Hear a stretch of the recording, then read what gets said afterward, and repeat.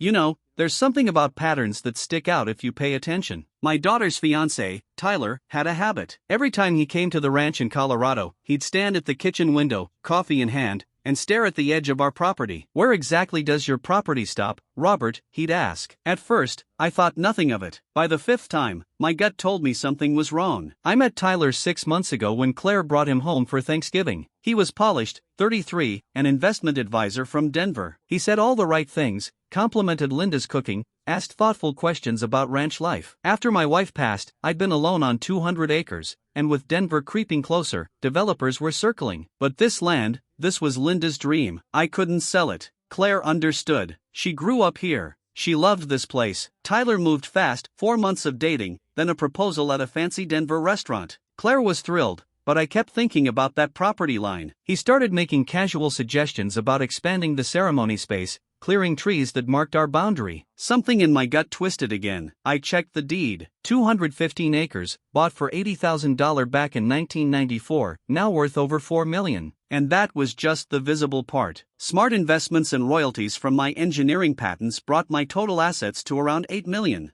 I lived modestly on purpose, drove an old truck, wore simple clothes. Money changes people. Better to be the quiet neighbor nobody suspects. So, I called my attorney. "Look into Tyler Hutchinson," I said. At first, everything checked out. Clean record, licensed advisor. But digging deeper, we found a pattern. Tyler had been engaged to wealthy women before, and after getting access to family finances, the relationships ended abruptly. I knew then, I had to protect Claire. I hired a private investigator. Within a week, we had recordings. Tyler and his friend Marcus were planning Everett.